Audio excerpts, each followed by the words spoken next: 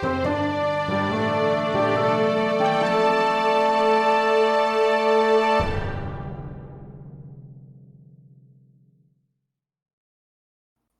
story seekers. I'm Nico. I'm Ben, and you're listening to The Tiny Bookcase. Our guest for this episode is a writer, freelance editor, and mother of two who creates introspective and powerful works of speculative fiction. Her latest publication, Waterlore, is a micro short story collection featuring the best of modern horror and was published in November 2023. We would like to warmly welcome Teika Marija Smits. Hello, Teika. Hello, thank you very much for having me. It's very kind of you, and I like that introduction very much. It reminded me who I was and what I'd written, and apparently what kind of fiction I write. So, yeah, very good. Yeah, Always need reminders. You're not allowed to write anything else now. That's it. You can. That's only, it. Yeah, that's it. Those are the things. As long as I keep getting reminders, I'll be all right. Well, come back next week and we'll run the whole thing again. It'll be fine. Yeah. We'll keep updating it. I'm led to believe, like myself, you're a chronic doodler. Oh, I love it. Yes, definitely. And I haven't even on my website, I haven't actually put any of my art down yet. I keep meaning to do that. It's actually on my very old website. But yeah, I do actually sometimes display my art at conventions. So I've displayed my art at NovaCon a couple of times. And I'm planning on hopefully displaying my art at Worldcon this year. It's kind of in the genre. I do quite a lot of cats in space. That's one of my things that I do. But my art is very eclectic, rather like my writing. So I do quite a lot of something called Zentangling, which is basically doodling.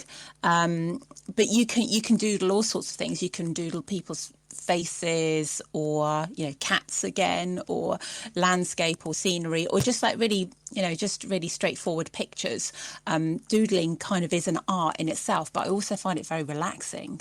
It's a really relaxing process, and if you ever get stuck kind of with your writing, I would say that it's quite useful. It could be something to try if you kind of want to unblock yourself as well. I think I've been Zentangling for a long time inadvertently. It's nice to know that there's a name for the fact that I can't leave a piece of paper blank without some strange creature or or a bubble rising or something. Yeah, it is amazing. I'm one of those people. I'm just now looking around me and thinking, oh, I need to grab a pen now and do something. No, when I'm talking, I tend to want to focus on obviously what you're saying and what I'm going to say. But I do, I have sometimes in sort of Zoom meetings or critique groups or something, I will actually start doodling whilst I'm listening to other people, because I can kind of listen to them. But I need something to occupy my fingers. It's like I've got itchy fingers. I can't just sit here and do nothing. I have to doodle. And it's just something relaxing about the doodling that kind of makes me feel like I'm doing something useful, but actually it's very relaxing. So so I'm a big fan of that. Yeah, do keep going with that. I love the idea of it unblocking you for your writing as well. I think that's a really cool use of it, I think. Yeah. And I think I suspect Nico shares your love of that, because he's always doodling when I'm talking to him. But do you know what? This is completely true. When I started the job I work at currently, you have that first week of your job when you meet all the different departments and someone says, "Oh, this is what my department does," and they give you a really long explanation. I don't know why I was meeting David Mitchell, but you have a load of sort of nothing meetings, and I didn't know I was doing it, but I got told off after one. They said, "You were drawing?" I said, "No, I wasn't." And I had drawn 3 swords in the book I was originally making notes in, but I just sort of absent-mindedly did them while listening. Yeah. It was, I like the way it's swords, very, very specific as well. Yeah. I think I know what kind of writing you might be interested in then, if you're drawing swords. Or hang on, or possibly the people that he was in the meeting with. Maybe. Let's not go down that route. If he starts drawing guillotines, you're in trouble, I think. I do mean to visit France. Right, come on. Enough silliness. No, actually not enough silliness. There's plenty more to come, guys. But what is the first story you wrote that meant something to you, Teika? There's actually I think it was there's two stories that meant something to me, because obviously I can't give just a straightforward, I can't properly answer the question. It has to always be a little bit sort of off tangent. But I love it. Yeah. I think it was many years ago. I mean, I've been writing short stories for a very long time now, but there was a short story, I think it was called Peggy's Decision, which is just basically about an old lady chatting, and she seems to be just chatting away to herself, having a conversation, and she sat in her flower garden. And I wrote it, and I was basically, it was one of the earlier things that I wrote, and I was happy with it, and I sent it off to a competition, and I think I won a prize for it. So it was one of those things where I mean, the prize was brilliant, because it was it was affirming the fact that I could do something, and I could, actually somebody could look at it and go, oh yes, this is worthy of a prize. But also that I got that feeling when I finished writing it, it was a sort of intuitive, deep feeling that I was happy with the story, that it was working. And I loved that feeling. I really, really loved it. And I just somehow knew, if somebody were to ask me, well, how do you know? I'm just like, I just know that this story is working, that people would get it. And so it was kind of that dual aspect of it. But it wasn't speculative fiction. It was just this kind of nice little piece about this older lady. But I was really happy because I got her voice, and I really felt that I knew her as a character. Yeah. So it wasn't speculative fiction, but the first speculative fiction piece that I wrote was that, again, I had that feeling. I wrote it, and I had a feeling that, yeah, I'm happy with this, that I don't need to tinker with it. It's working. And I sent that off to, I think it was the Dinesh Aliraja Prize. So this is a short story called Death of the Grapevine, which actually is the first story in my collection Umbilical, which is published by Nico Press. But with that story, Death of the Grapevine, I wrote it, and I had that feeling again of like, yes, I've captured what I wanted to capture, and I'm happy with it. And I sent it off to the competition, and I got shortlisted, which I was really, really happy with. And it's since, I think it was reprinted in Best of British Science Fiction. And still and then I put it in Umbilical as well, and like I said, it's the first story. But still, sometimes when I go on reviews of Best of British Science Fiction, whichever that year it was, still people will say that there's a few people who will say, I particularly liked, these are my 5 favourite stories, and a few people have mentioned that they really like Death of the Grapevine. And considering it's quite a small SF story, it still makes me really proud, the fact that people will mention that they like it in the anthology, because it sort of reasserts to me that it did work, and that feeling that I had that it was working was correct. So to trust your feeling, if you know what I mean. So I wish it wasn't so wishy-washy, but I don't know if you've ever experienced this, but it is that deep instinctual feeling. It's working, and sometimes you don't get it with a piece of fiction, and that's when you're like, okay, maybe we need to set this aside for a bit. How do you feel? Have you guys had that feeling? Oh, absolutely. We discuss it quite a lot, I think. When a story just has worked, and you're really comfortable with it, you think it's good. Maybe it needs some edits, maybe it needs a bit of feedback, but fundamentally it's a corker. I think we're both pretty aware of it, but I don't think neither of us have received that level of validation that you received, which I think is phenomenal, and that's really good that happened. And what I particularly liked about your answer was that it meant something to you because you take it with you. You've gone forwards with it. It wasn't a flash in the pan. It wasn't something that happened to you in the past and stayed there. It's something that still means something to you today.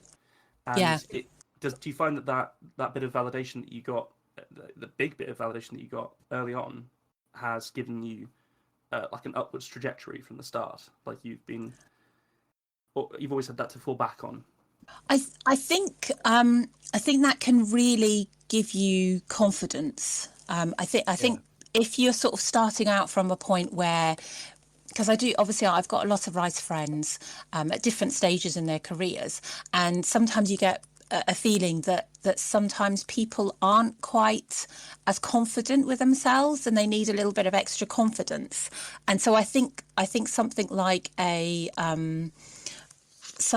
competition can be, being shortlisted or something can be really helpful, but I don't think it's always necessary.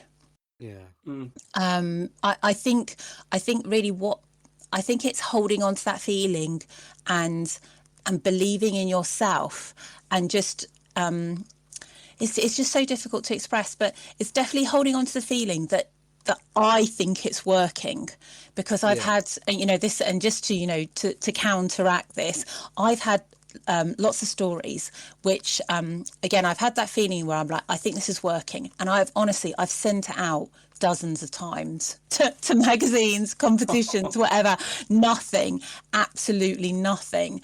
I think most of my stories have been placed, but sometimes we are talking 12, 13, 14, 15. I can't remember how high. And I do have friends that literally go into the 20s and 30s with sending short stories out. So that's kind of the flip side of it, is to be aware that sometimes these stories don't meet with great, amount of kudos.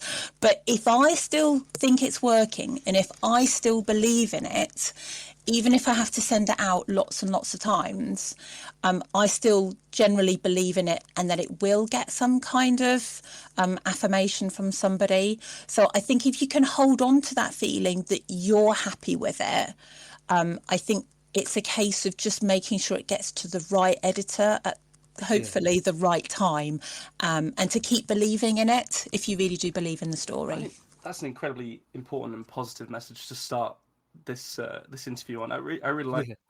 I think people that listen could get to that point and immediately be supported by your words. I think that's really positive. Thank you. Oh, you're welcome. It's such an interesting thing. I was talking to someone about this recently, where in the different artistic mediums, writing feels like it's that little bit harder, because say as a musician, you can go out, we can gig, we can try and meet people that way. They wear your t-shirts, then people ask about it, and in theory that's how you spread the word. But writing, it's you only have your this one weaponized bit of literature. So I feel like you have to do exactly what you're describing doing, and just keep adding weapons to your arsenal until you're unstoppable. And a very violent like mood tonight, Nico. There's lots of really violent imagery, swords and weapons and arsenals. I like it. Man, then.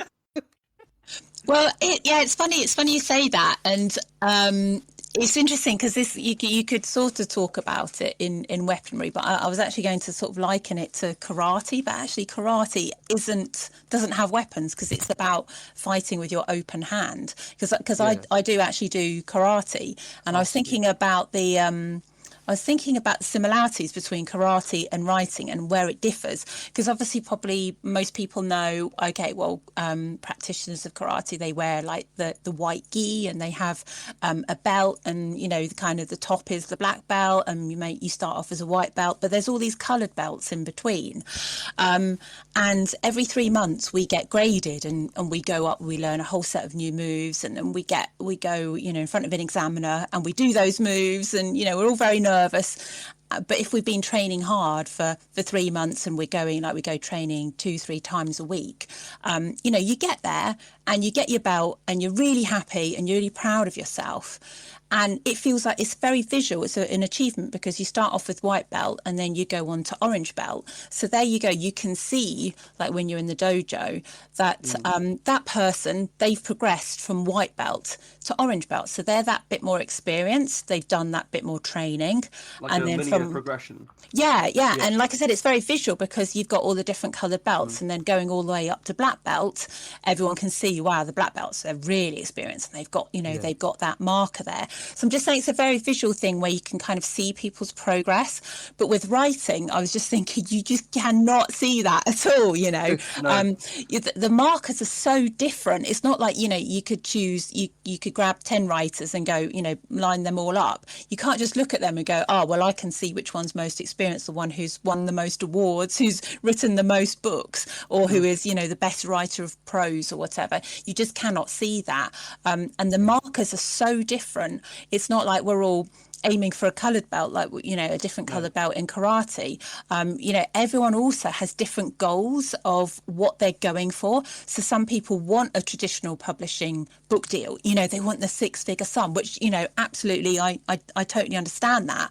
But if that becomes the only marker, then what about those people who aren't that bothered about that and actually writing the kind of fiction that maybe isn't so commercial, that isn't a kind of 6-figure, you know, deal type thing? Then, well, they're very different markers, aren't there? Because actually one person could be really happy and go, well, I've written 1 million words and I feel I've progressed. I'm really happy with my writing, and I've got my, you know, I've self-published my books, or I've had an independent press publish 1 or 2 of my works. But the main thing is that they've progressed and they're happy with their writing.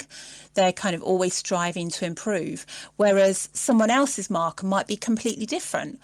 And so it's really difficult to sort of judge one another as writers. I think all we can do is just go, look, this is kind of my goal, and my goal is to write as you know, just to continue improving my writing. And you won't see it as a belt, but for me, maybe a marker might be to write 1 million words or something, you know.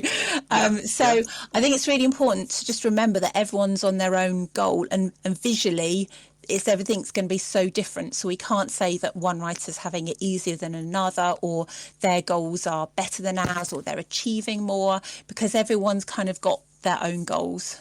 So I like that a lot. Very inclusive, and also just completely right. That, like, the difference between, like, the because with writing it's subjective on the output and subjective on the input. Like, it's very difficult. It's like treading on water, isn't it, to a certain degree, whether or not it's going to work. But as you say, with something more objective, like a skill of, like, physical movement that can be executed perfectly, it's sort of helpful to know that people can make their own yardsticks and progress at whatever speed they want, I think. So on your road to your 1 million words, which Godspeed. If our lovelies want to start reading now so that they can catch up and not have to do 1 million in one go, where would you tell people to start reading your work? Well, actually, I'd probably say, I suppose it depends on their budget, really. But the top end. What's the top end? Yeah, what's the top end? Well, yeah, the top end, they should definitely go and buy a signed hardback copy of Umbilical from Yukon Press there, because that's like the top end, sort of £25 or something like that. Because it's a very nice. It's a very nice hardback, shiny hardback book. So that's lovely. And on the other scale of the things is Waterlore, published by Black Shuck Shadows.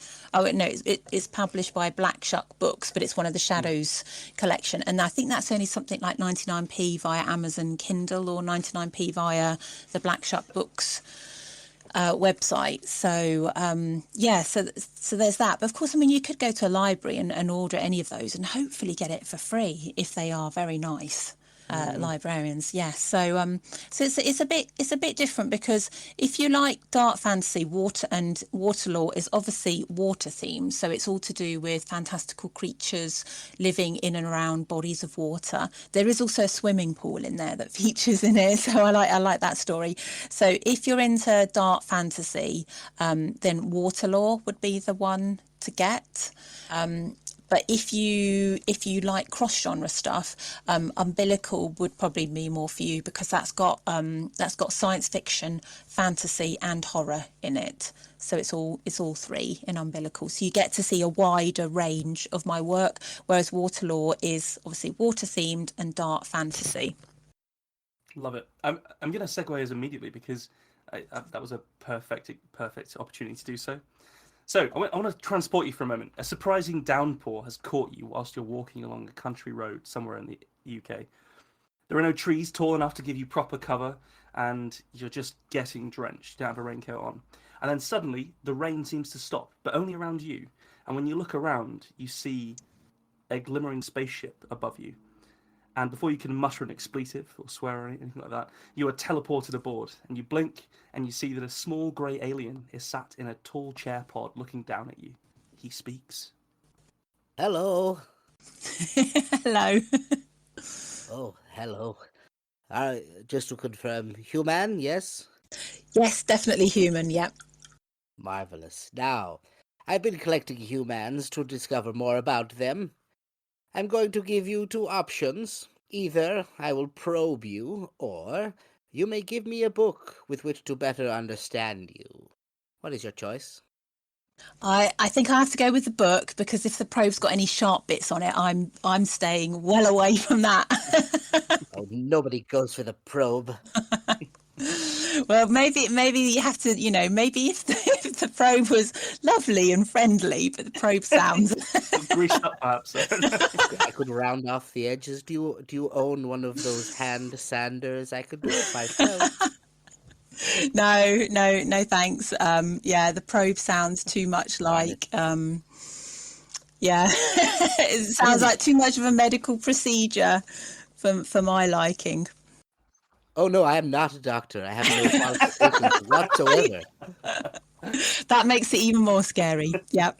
I don't even have a spaceship driving license, you know? Okay. So a book. Yes. And what would this tome be?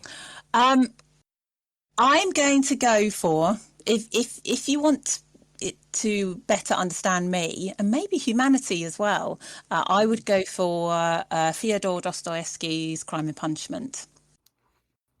And I would go for that because it is obviously about crime and punishment, which is something that humans are continually agonizing over. It's something to continually be thinking of, and it's always going to be an issue for any group of individuals. What is crime? How do we punish people? And it talks about morality and what it means to be above, what happens if a human being thinks that they are above morality.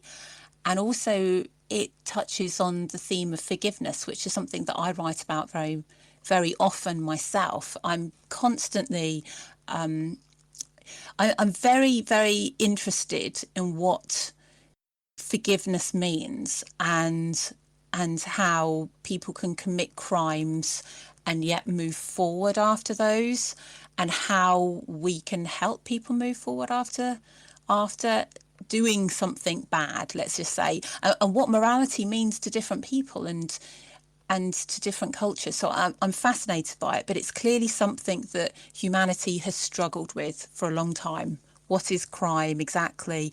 What punishment does crime need?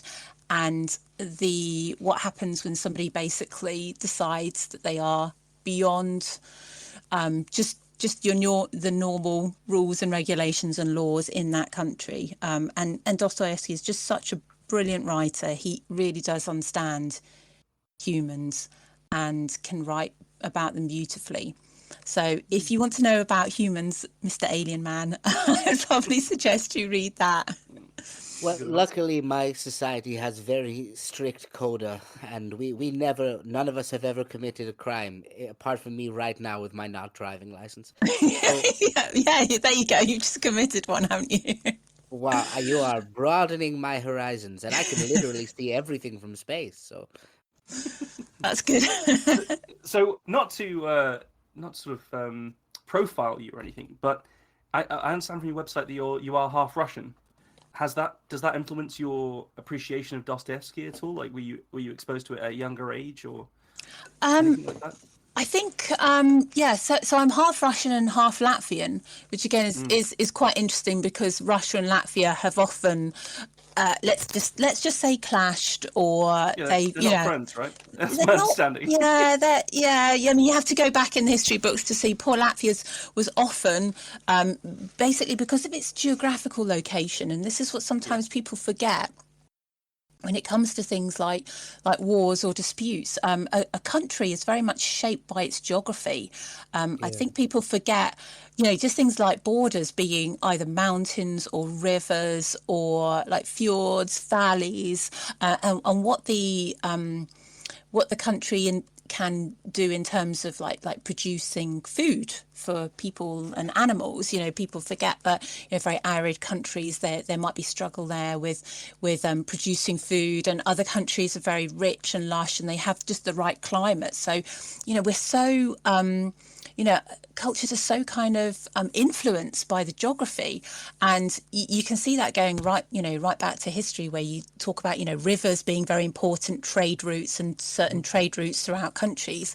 Anchorage, ports, this kind of thing. Yes, exactly. Yeah, all of those things. And Latvia had a very important port with Riga, but it's basically sandwiched between Germany and Russia, just saying, kind of looking at the bigger picture. So it was in a very difficult situation in past wars. So it's very, very interesting if you go back and start reading all of that. But I think the thing is, maybe I was more open to it, but sometimes people don't realise that my parents, they English wasn't their first language. So even though we did have books in our house, there were some Russian books, there were some Latvian books. So I actually started reading more. It was from my local library, where I was borrowing books from my library, my school library. And also my sister, she's older than me, but whatever she had managed to glean from wherever she got her books and her bookshelves, basically I would just go in her room and just pick up whatever book I fancied. And so it's quite an education like that. So I actually... Yeah, well, yeah, maybe. Did she let me into her room or not? I don't know. So yeah, that was very interesting to maybe I was more open to that. I kind of was more open to Russian authors, but it wasn't particularly that they were on the bookshelves or in the library. And I thought, oh yes, I'm being steered towards Russian literature. It was, again, actually a sort of an expense thing, where I was, just a voracious reader and I wanted to read more. And when I first started earning a bit of money, I would go into the bookshops and go and get those pound classics. I don't know if anyone remembers them, but basically you could get all like the Oxford World Classics, whatever, so Jane Austen, the Brontes, and the Russian authors, all for a pound. Maybe even it was 50p then, I can't remember. But you could buy, with a fiver, you could come out with 5 books, right? So that was far cheaper for me to buy the classics than it was to buy whatever contemporary literature was on the front tables of the bookshop. So I felt like I was open to reading them. I didn't kind of think, oh, Russian, that will put me off. I just kind of thought, oh, this is interesting. It's cheap as well. So yeah, I actually read a lot of the classics when I was growing up. So I think that's probably been a good grounding. I was a very eclectic reader. I would just read whatever was in my school library, and whatever I came across, really. I think I was just a bit saddened by, now I look back on it, that I didn't really come across comic books, because nobody pointed me in that direction, and I didn't really have a lot of pocket money. So, well, actually I had no pocket money, but I was one of those, the kids where I was, again, fascinated by my friends who after school, they'd go, oh, we're going to go down to the sweet shop, and they would get out their pocket money and buy sweets and buy comic books. And yet I would look around and go, this is unavailable to me because I have no money and I'm not really allowed to, I'm not, our family just didn't buy sweets, just, again, maybe it was the kind of not, my parents being one of them Russian, one of them Latvian. It just, I just didn't get into that. So I genuinely, I just kind of thought, oh, comic books are for other people because I don't have the money to buy them. I don't think I'm allowed to buy them. And it's really sad because now I look back and like my kids like comic books, and I will now start dipping into them and go, oh, these are amazing. I would have loved to have, to read these when I was a kid. But again, it's just that thing, like sometimes when you're a kid, you just don't realise, like there were areas in the library, like there probably would have been a science fiction and fantasy section, but because nobody had said you're allowed to go there, I kind of stuck to more the children's section. So I was like, okay, I will just read whatever's here, but I don't think I'm allowed there. so it's a little bit kind of bit of a shame, but also kind of sweet, kind of looking back on myself as quite naive and just going, oh no, these books are for me because I don't really know. So it's quite sweet, yeah. I really connected with that. I also didn't really discover comic books until I was much older. I was in my 20s when I read my first comic book, and it did feel like there was just suddenly a whole avenue of literature that I'd not experienced when I was growing up. Because I too had read the more sort of classics and stuff when I was a kid. And I'd sort of grown up around like literature professors and things like this, so it was all really intense. And then I think I read an Iron Man trade paperback or something. I was like, that was actually quite good. Like it wasn't just bubblegum. Like that was pretty well written. Like that. Yeah. Wait, is this a thing? And as Nico can attest, I went a bit hog wild, and I now own a significant collection of trade paperbacks. But I still don't get into the whole issue buying because it wasn't a thing for me when I was a kid. Yeah. I was fully raised by the Beano, but there was a market that we'd sometimes go to at the weekend when I was at my dad's, and there was a guy who would sell bundles of old issues of the Beano for like 20p for 15 issues. Oh wow, yeah.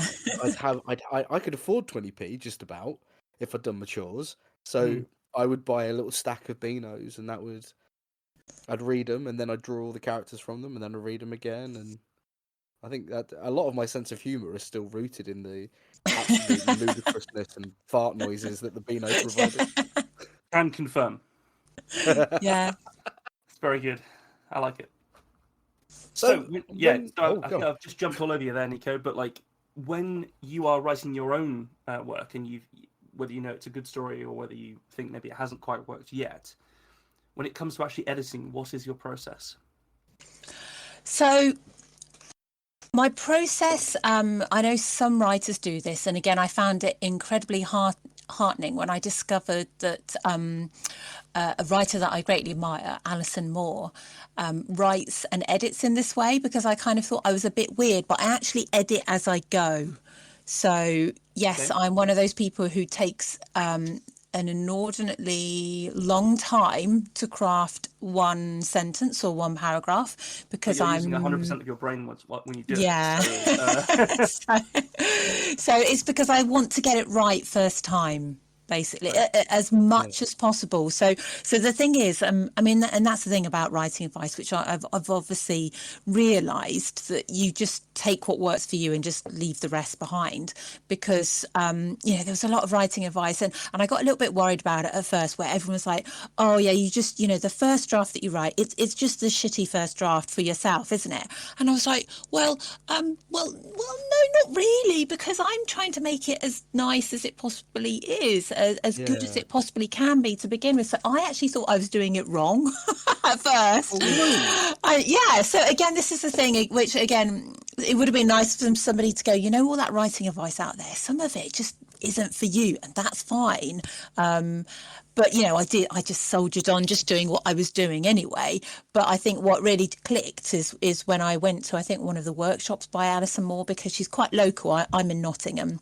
I think this was maybe at the Nottingham Writers Studio. I'm a member of them, and I think she was just saying. So she was detailing it. She was saying, "Well, I'll write it, and then I'll write the one page or paragraph or whatever. But of course, I'll go back and then edit it and neaten it and fix it right there and then. And then when she comes to work on it the next day, she'll say, "Oh, I'll go back and read it and neaten it and fix those things that I want to fix and then carry on, or words to that effect. And I just kind of realized that that's what I was doing, and it was working for me, and it just made me happier to know that other writers were doing that. And now I hear from some other writers that, oh yes, I do it that way as well.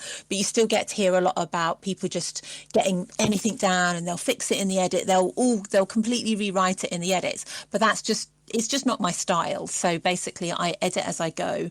But I am aware of the fact that I know that I can be guilty of tinkering a little bit too much with the edits, so that slows down my forward progress. Oh, does it break where you're going, if that makes sense? Yeah, it's like when I pick things up the next day, I think it helps me to readjust where I am in the novel or short story by going, okay, well, I'll read over the past few paragraphs, so it helps me to get absorbed in what was going on in the story there. And really what I should probably be doing is just going forwards and then writing to make a bit more progress. But sometimes I will fiddle around with it and edit it, and that's fine. But sometimes I know me, I can do it a little bit too much, and I have to remind myself, okay, well, you've done that, but okay, let's start moving forward, because you want to get a few words down here, So it's about finding that balance of what works for you. But I do like to neaten up as I go, so that basically by the end of it, particularly I think for a short story, but basically by the end of that draft, whatever you want to call it, the first draft, it's pretty clean, I would say. So then I will go back and read it, and I might tinker a little bit, but it's not like I'm doing a large number of edits on a short story. I just want to get it right first time, basically, if at all possible. Do you do like a final pass, just a read through to make sure that everything flows, and then tweak where necessary? Is there like I mean the tweaking continually happens. I mean, just the other day I submitted something, and I don't know, maybe third or fourth time I submitted it, and somebody else took a look at it for me, and they just suggested something. They said, oh, you might want to just change that line, and I changed it, and then I found something else, another bit of phrasing that I didn't quite like, and so I will, literally every time I go and submit it, I will do another read through it, and then if there's any phrasing at all that I stumble over, I will give it a tweak. So so it does continually get tweaked, but you just at some stage you have to just say, oh, okay, I'm done with this now, and move forward. So we've had that from almost every writer we've had on, is that point that you reach with the story where it's, I'm gonna have to leave it here. This is done. Like this is done. And we've had it phrased as the fuck it point a couple of times, where you're just like, fuck it, it's done. And are you comfortable reaching that point, or do you have any like qualms or anything like that when you reach that point? Because I ask because for myself, I'm always a bit worried that I've called it a bit early. I'm a bit worried that I've been lazy with it. I think you do just have to let these things go, basically. And I mean, I've got a bit of a tendency to my brain, I can get into sometimes a bad sort of mental attitude. Well, not attitude, but I have a tendency to OCD. So I know that I can get stuck in rumination and kind of like mental loops which aren't healthy, basically. And so it's actually always good practice for me to go, right, okay, I know that I can be very controlling over what I'm trying to write and trying to perfect it. But at some stage, it's like with any kind of things that, like getting stuck in a loop of rumination, you do actually just have to break it and go, right, this isn't actually useful anymore. So it's not moving, it's not really actually helping me. And it's the same with the writing. You just go at some stage, okay, we're just breaking free, because otherwise there's no progress forward. You're just looping round and round. And that, as in life and with writing, it's not helpful to be stuck. If you're just stuck there looping round and round, there's no progress forward. There's no purposeful work being done. So yeah, it's kind of quite good to practice that letting go, because that's what life's about, isn't it? Letting go. Yeah. I like that. So you seem to have a good grip on who you are as a writer. I can't speak for who you are, in the day to day. I wouldn't want to assume, but are there any other authors that you look at and you get that sense of, God, they have it together. I want to be more like them.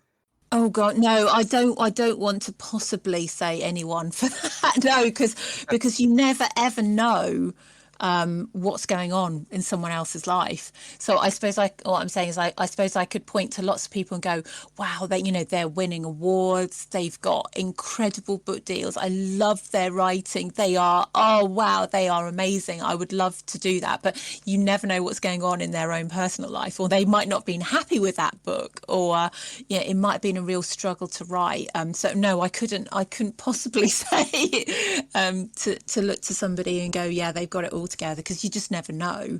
But That's a really beautiful way of looking at it. I mean, a lot of the times when we ask this question, it's the sense of, oh yeah, I really like X writer because I like the way they write. But the fact that you come at it from a position of the person behind the words instead of just the words they're putting out is it's I don't know how to say it without sounding saccharine, but I really love that as a sense that you're so happy. Well, I'm not going to say happy, but so comfortable with your trajectory that you don't need to or don't want to, imagine sidestepping into someone else's life, because It's a bit difficult, isn't it, to like hinge your career on the inspiration that you can glean from others, isn't it? Like, I think there is a power to what you're doing where it's more driven from an internal place.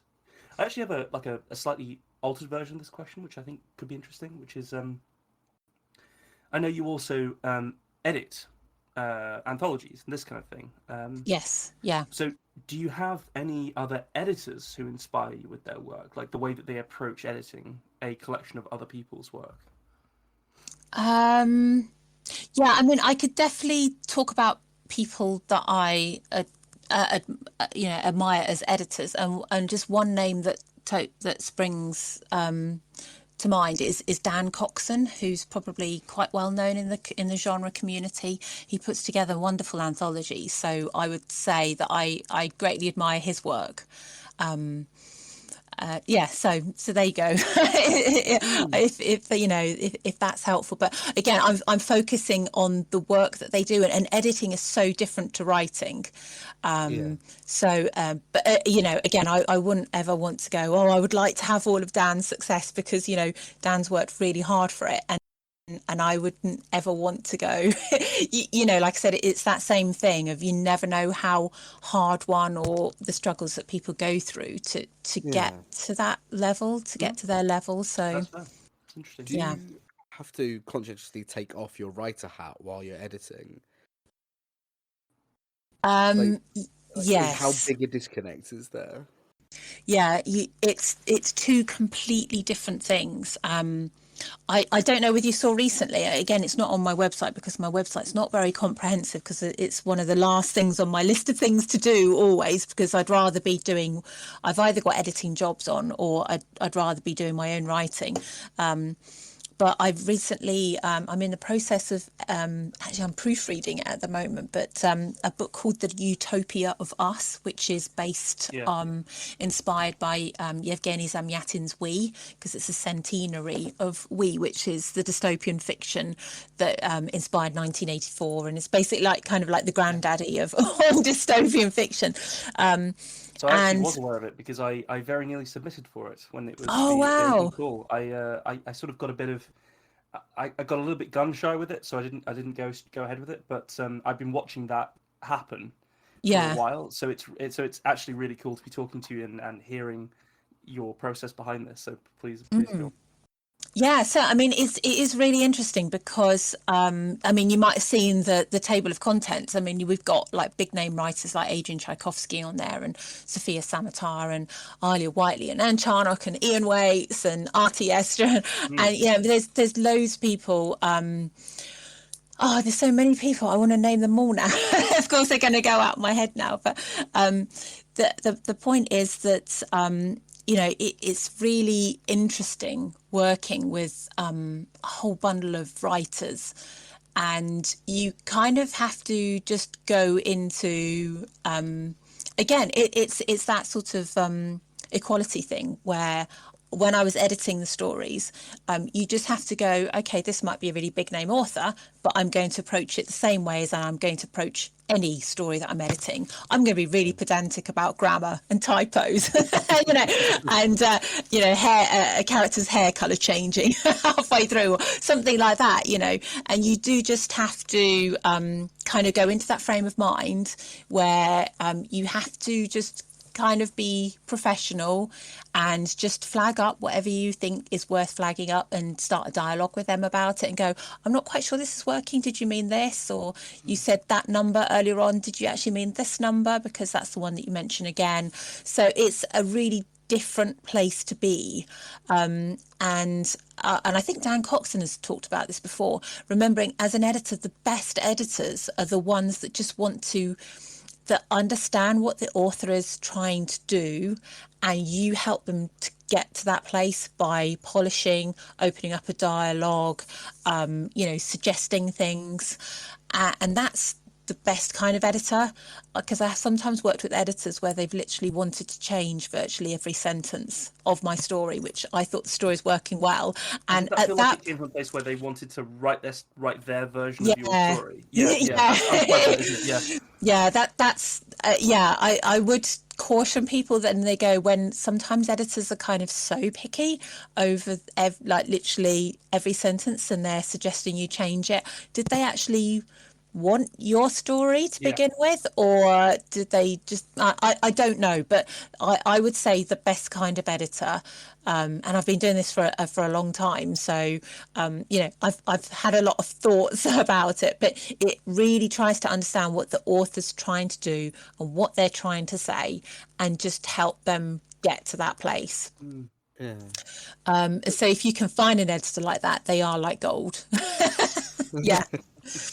So as an editor, you're going to be reading even more than the other people we have on, because I know everyone's got a to read pile that towers Yeah. over them at this stage. But Yeah. are there any themes that you find particularly appealing when you're reading fiction, like things that just catch you immediately?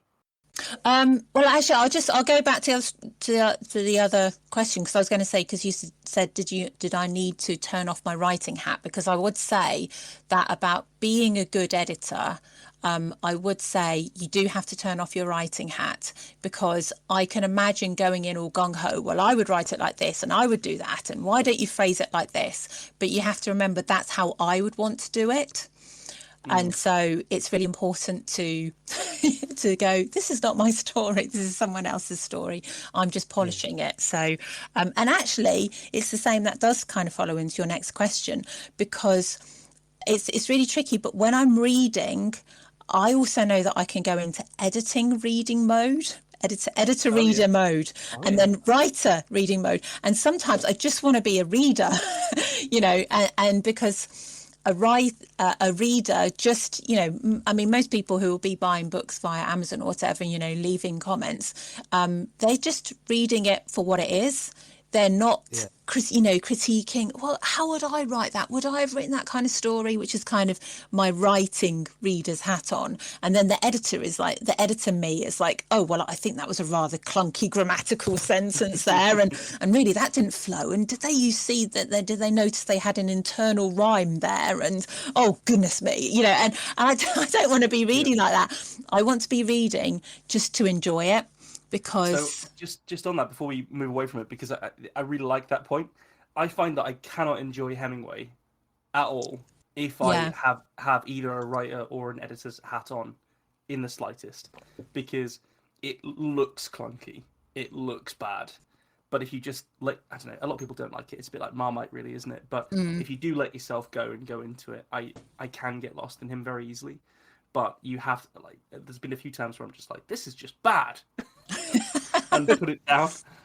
I'm gonna have to ask as well. Take it. You gotta go make a burner Amazon account and start leaving super long editorial reviews of people's book. It would be only do it to people you know and give it a day and then message them and be like, got you. But it would be so funny to be like, okay, so on page 7. The ninth line, there's this small error. On page 11, there's this sentence. I feel like it would have been better if you'd said it in this order. I think I would die of embarrassment and then laugh until I died again if someone did that to me. So, I mean that would be an editorial report basically. To this day, my favorite comment I've ever had anywhere was on one of our songs. It's called "This Fight" and it's a very simple ditty. It's just about getting in a punch up because you're someone with long hair in a pub, and someone left the comment underneath that said, "It's hardly Shakespeare, is it?" And were you expecting Shakespeare? It was. The song called "This Fight." What did you think was gonna? Forsooth, a combat has begun. It's It's such an interesting space, that, isn't it? It is. Sphere, so. Definitely. So I want to segue us here with Nico's favourite question, which is to do with music. It's come up a few times here, but go ahead, Nico. Have you ever really associated a piece of music? I'd say in your case with one of your short stories, you hear it every time you read it or write it, or you had to have it on when you were writing it. The answer is actually no to that, to that one. So the thing is, music. I know. I'm sorry. The thing is, I feel like you would have liked me to come up with a whole list of this song and this song and this song, So I'm sorry to disappoint, but the thing is, music is very important to me, and I think music works really, really well in film. I love film soundtracks, and because it's all so visual, you can have the music on at the same time. Whereas with books, for me, it's an internal world. You're writing it, and one song for me or for my characters, they couldn't encapsulate everything that character is. One song just wouldn't be enough. Just like if you were to say to me, if there was one song that we had to pick just that would encapsulate you, I find it impossible, because I am so many different songs. I am so many different, things. It would be so hard to do that. So I suppose the closest I come is that if there's certain scenes, and there are certain scenes in pieces of fiction that I've written where there is music, and so I will imagine that music, and certain scenes where I can imagine, if it were turned into a film, it would have this kind of soundtrack to it, and it would kind of have this vibe to it. So I'm sorry for not being hey, no reason to apologize at all. For not being specific enough. It is interesting to see who is using music in their creative process, I think. Have you ever been inspired to write a story by a piece of music? So not necessarily associating it after you've written it or thinking about it during it, but have you ever been listening to something, or you've heard a ditty, or you've heard a bit of music and you're just like, ooh, that has started the process of a story in my mind? Yes, and actually, this was the story I was talking about the other day that I submitted it. So it was actually, I think I was listening to, I think it was U2, and U2. I haven't thought about U2 in years. Wow. Oh, right. I think it was Achtung Baby. And I think it was probably The Fly, I think. I don't know, but I listen. I am, just like I said, I'm so old school that we've still got CDs that go in the car, CD player, our our car is so old school as well that it's got CDs in it, rather than having all our music on phones.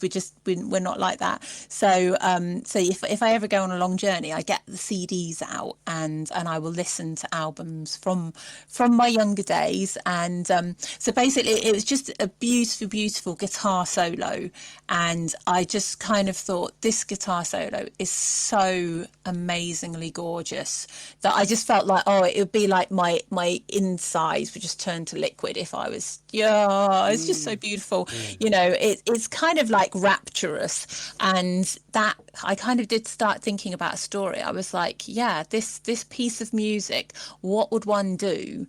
What kind of so in my mind it was like, what would you bargain for to have that kind of skill, to have that kind of talent? So that's where the story started off. So I will leave that.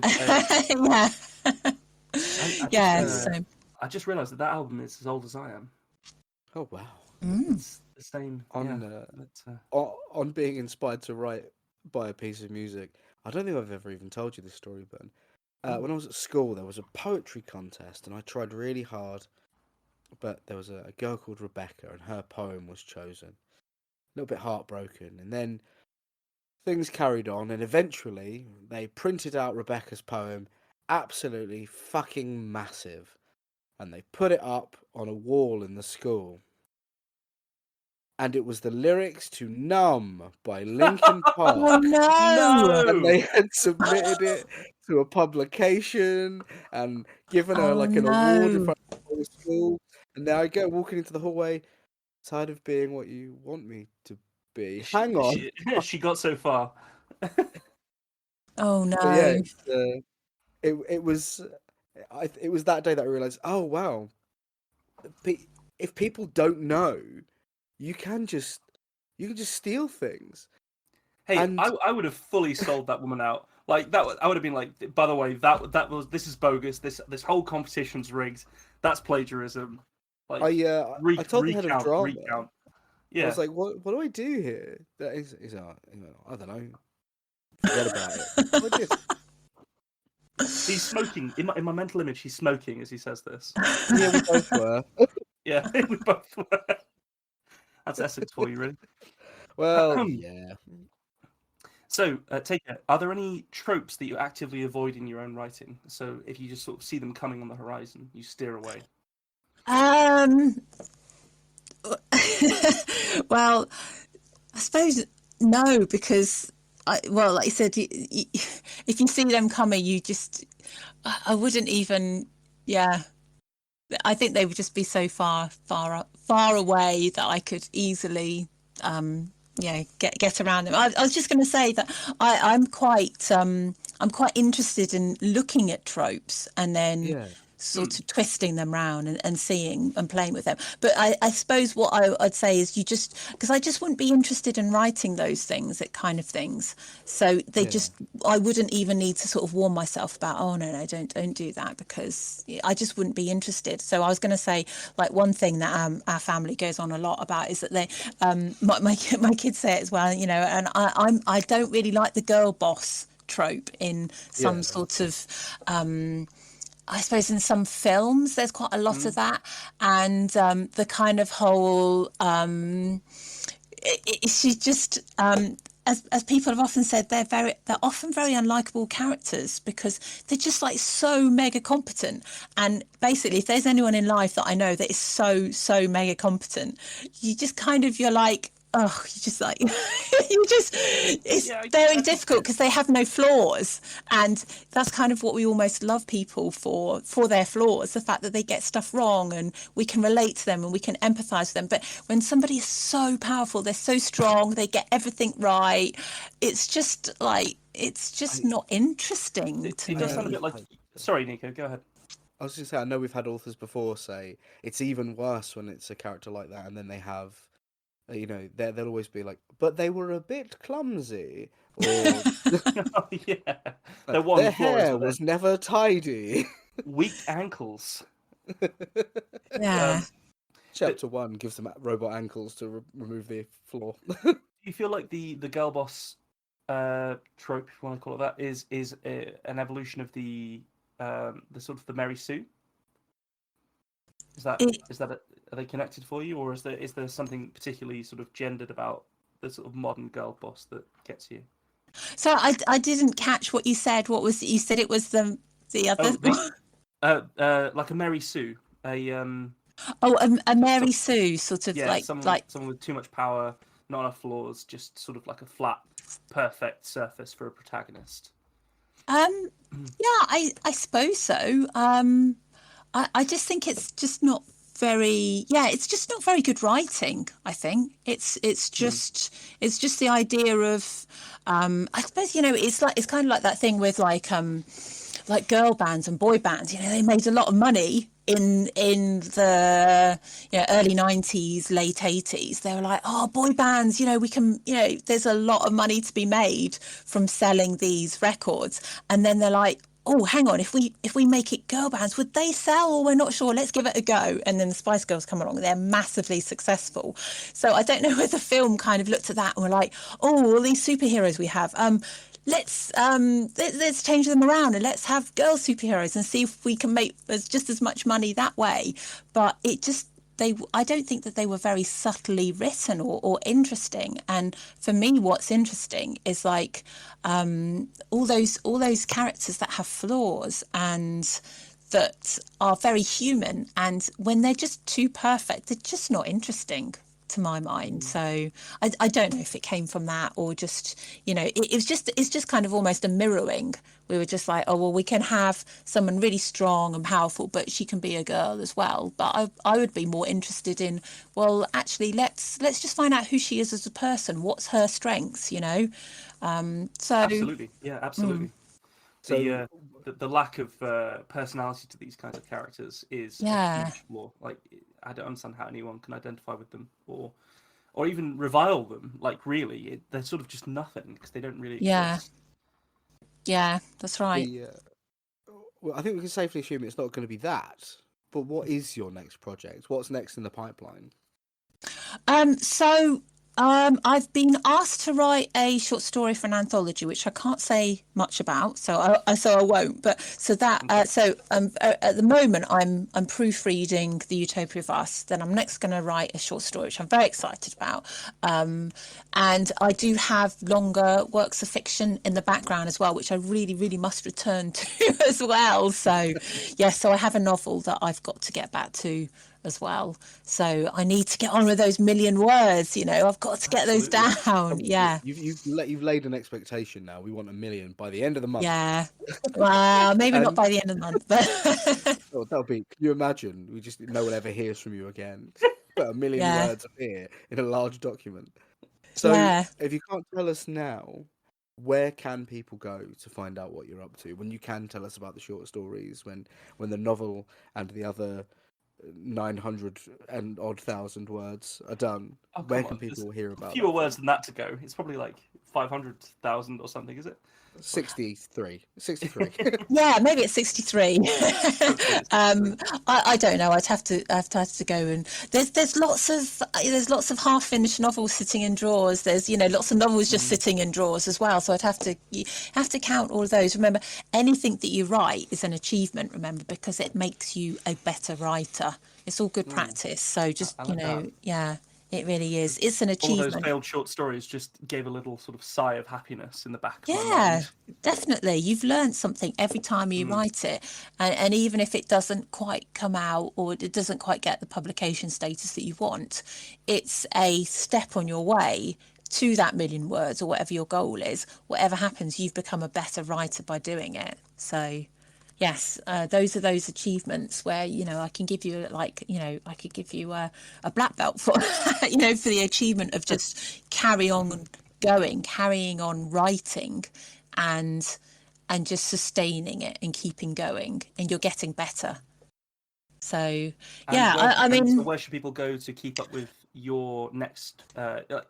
Should they check your Twitter or your website? They can come to Twitter if they want to, but my website is teikamariasmits.com.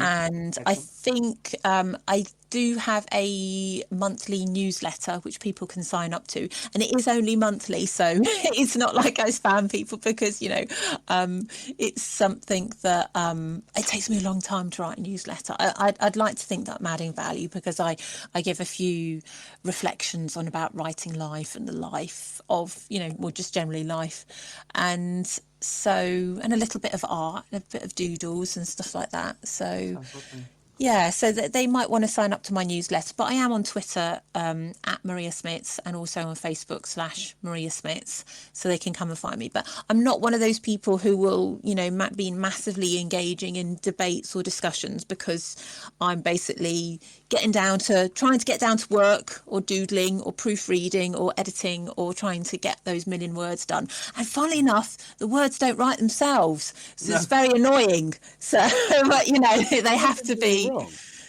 Yeah, I don't know. Yeah, I'm waiting for him to turn up. Shit. I know. Do you worry at all about, for example, like AI writing bots flooding the submission space and the publication space at all, or is that?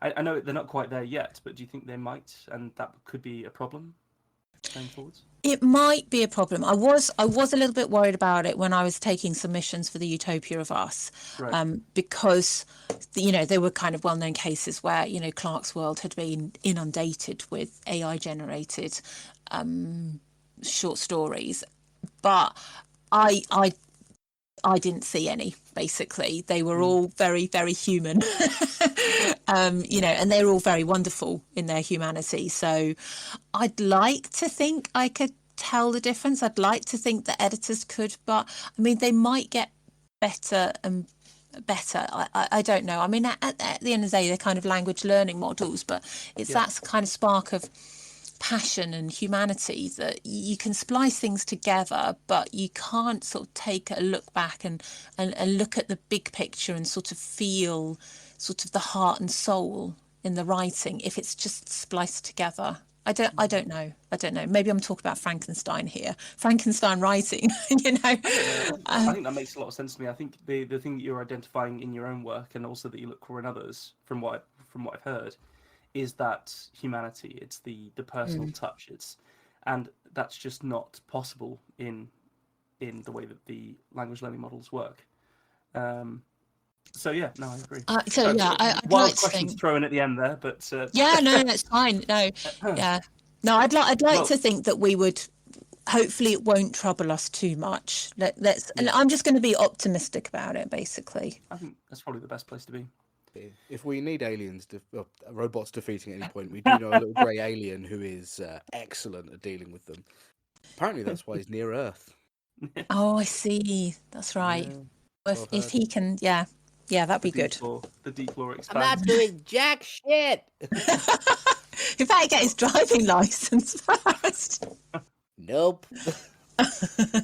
Well, Teika, thank you so much for your time this evening, and also just to lead us through your outlook on writing and editing and everything in between. It's been absolutely lovely hearing everything that you've got to say.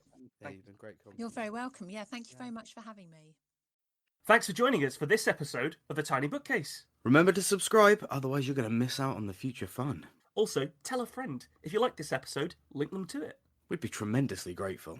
You can follow us on Twitter at BookcaseTiny, Facebook at The Tiny Bookcase, and Instagram at BookcaseTiny for updates. Speaking of supporting the podcast, well, magic can only take one so far. The Tiny Bookcase is supported by the generosity of its patrons. Those kind souls have really kept my belly full the last year. Let's cast a spell for them, shall we? For rich ginger tones on their scalp, let us cast the Orangi Hedondo spell for Scott Byrne. And for general fabulousness, why not the Ooh La La, How's Your Mother spell on Matthew McLaren?